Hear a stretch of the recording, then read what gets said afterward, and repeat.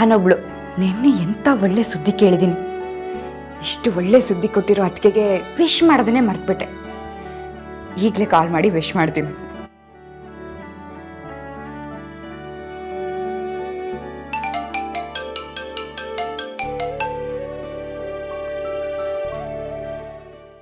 Hi ಅತ್ಗೆ, good morning. Good morning Lakshmi. ಏನಿವತ್ತು ಬೆಳಿಗ್ಗೆ ನನ್ನ ನೆನಪಿಸ್ಕೊಂಡ್ಬಿಟ್ಟಿದ್ಯಾ? ಅಣ್ಣ ಫೋನ್ ಪಿಕ್ ಮಾಡಲಿಲ್ವಾ? ನಾನು ಫೋನ್ ಮಾಡಿದ್ರೆ ಅವ್ನು ತೆಗಿದೇ ಇರ್ತಾನ.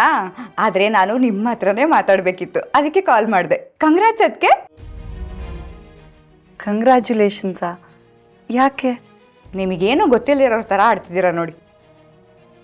ಬೆಳಗ್ಗೆನೆ ದೊಡ್ಡಮ್ಮ ಅತ್ತೆ ಎಲ್ಲ ಕಾಲ್ ಮಾಡಿ ಏನು ನಿಮ್ಮನ್ನು ಹಾಡಿ ಹೊಗಳಿದ್ದು. ಬೆಳಗ್ಗೆ ಬೇಗ ಎದ್ದು ಅಡುಗೆ ಮಾಡಿದ್ದೇನಂತೆ, ರಂಗೋಲಿ ಹಾಕಿದ್ದೇನಂತೆ ಎಲ್ಲ ಹೇಳಿದ್ರು.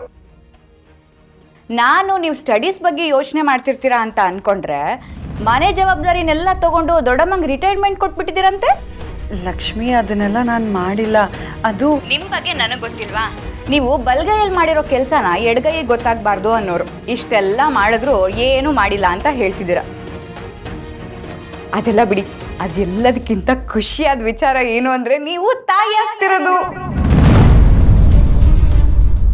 ಮುದ್ದಾದ ಮಗುನ ಎತ್ಕೊಡ್ತಾ ಇದ್ದೀರಾ ಅಂತ ಕೇಳಿ ತುಂಬಾ ಖುಷಿ ಆಯಿತು. ನಾನು ರಾತ್ರಿನೇ ಕಾಲ್ ಮಾಡೋಣ ಅಂದ್ಕೊಂಡೆ, ಆದರೆ ನೀವು ರೆಸ್ಟ್ ಮಾಡ್ತಿರ್ತೀರಾ ಅಂತ ಇವಾಗ ಕಾಲ್ ಮಾಡಿದೆ. ಅದರಲ್ಲೂ ನೀವು ನನಗೆ ಇಷ್ಟು ಬೇಗ ಅತ್ತೆ ಮಾಡ್ತಿದ್ದೀರಾ ಅಂತ ಕೇಳಿ ಇನ್ನೂ ಖುಷಿ ಆಯಿತು. ಅದಕ್ಕೆ ಮತ್ತೆ ಕಂಗ್ರ್ಯಾಚುಲೇಷನ್ಸ್. ಏನು ಹೇಳ್ತಿದ್ಯಾ ಲಕ್ಷ್ಮಿ? ನಾನು ತಾಯಿ ಆಗ್ತಿದ್ದೀನಾ? ಯಾಕತ್ಗೆ ಎಲ್ಲರೂ ಈ ವಿಷಯನ ಕೇಳಿ ಖುಷಿ ಆಗ್ತಾರೆ, ನೀವು ನೋಡಿದ್ರೆ ಬೇಜಾರಾಗ್ತಿದ್ದೀರಲ್ಲ.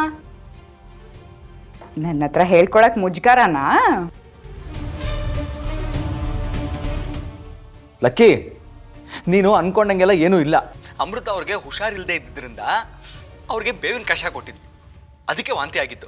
ಎಲ್ಲರೂ ಅದನ್ನೇ ತಪ್ಪು ತಿಳ್ಕೊಂಡಿರೋದು. ಚಿಕ್ಕಪ್ಪನ ಮನೆಗೆ ಹೋದಾಗ ಅವರು ಅದನ್ನೇ ಹೇಳಿದ್ರು. ಅವ್ರಿಗೂ ವಿಷಯನ ಅರ್ಥ ಮಾಡಿಸಿದ್ದೀನಿ. ಈಗ ಸದ್ಯಕ್ಕೆ ನಮ್ಮಿಬ್ಬರದು ಈ ವಿಚಾರದಲ್ಲಿ ಯಾವ ಯೋಚನೆಗಳೂ ಇಲ್ಲ. ಓ ಹೌದಾ? ನಾನು ಈ ವಿಷಯ ಕೇಳಿ ನಿಜ ಅಂತ ಅಂದ್ಕೊಂಡ್ಬಿಟ್ಟೆ. ಹೋಗ್ಲಿ ಬಿಡು, ಈ ಸುಳ್ಳು ಸುದ್ದಿ ಆದಷ್ಟು ಬೇಗ ನಿಜ ಆಗಲಿ ಅಂತ ನಾನೇ ದೇವ್ರ ಹತ್ರ ಬೇಡ್ಕೋತೀನಿ. ನೋಡು, ಈಗ ಈ ವಿಷಯ ನಿನಗೆ ಮಾತ್ರ ಗೊತ್ತಿದೆ ಅಲ್ವಾ? ಮನೆಯವ್ರ ಹತ್ರ ಹೇಳ್ಕೊಂಡಿಲ್ಲ ತಾನೆ?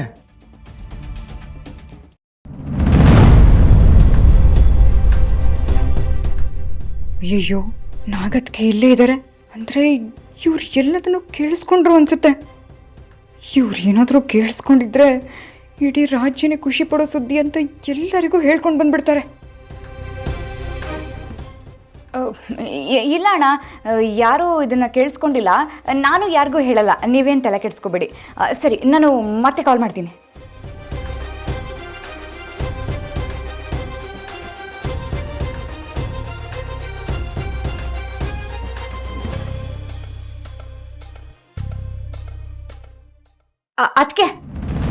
ಅದಕ್ಕೆ ನಾನು ಮಾತಾಡಿದ್ದು ಕೇಳಿಸ್ಕೊಂಡ್ರಾ? ಅಲ್ಲ, ನಾನೀಗ ಮಾತಾಡಿದ್ದೇನಾದರೂ ಕೇಳಿಸ್ತಾ ಅಂದೆ. ಏನಂದ್ರಿ? ನಾನು ಮಾತಾಡಿದ್ದನ್ನ ಕೇಳಿಸ್ಕೊಂಡ್ರಾ ಅಂದೆ. ಕೇಳಿಸ್ಕೊಂಡೆ.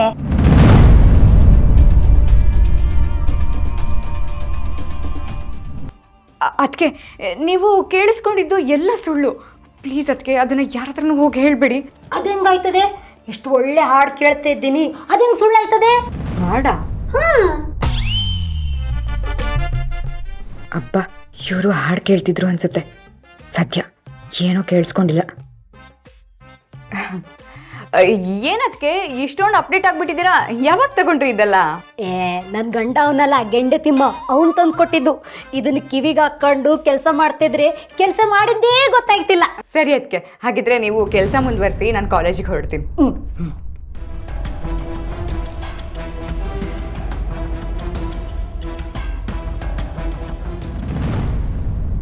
ಅದೇ, ಈ ಉಂಗ್ರ ಯಾರ್ದು ಗೊತ್ತಾ? ನನ್ನ ಅಮ್ಮಂದು. ಇದನ್ನ ನಾನು ಹಾಕ್ಕೊಂಡಿರೋದಕ್ಕೆ ನನ್ನ ಅಮ್ಮನೇ ನನ್ನ ಜೊತೆಗಿದ್ದಾರೇನೋ ಅನ್ನೋ ಹಾಗೆ ಫೀಲ್ ಆಗ್ತಿದೆ.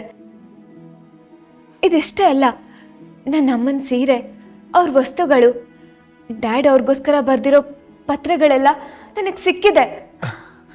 ಈಗಲಾದರೂ ನಿನಗೆ ನಿಮ್ಮ ಅಮ್ಮಂಗೆ ಸಂಬಂಧಪಟ್ಟಿರೋ ವಸ್ತುಗಳೆಲ್ಲ ಸಿಕ್ಕಿದೆಯಲ್ಲ, ತುಂಬ ಖುಷಿ ಆಗ್ತಾ ಇದೆ. ಅದನ್ನೆಲ್ಲ ಹುಷಾರಾಗಿ ಕಾಪಾಡ್ಕೊ.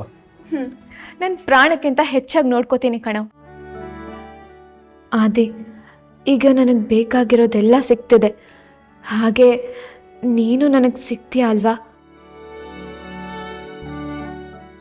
ಏಯ್ ಶಮಿ, ಏನಾಯ್ತು ನಿನಗೆ?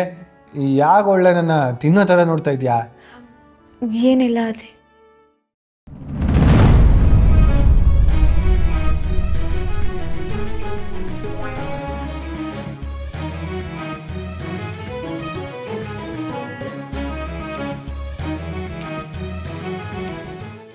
Hi everyone.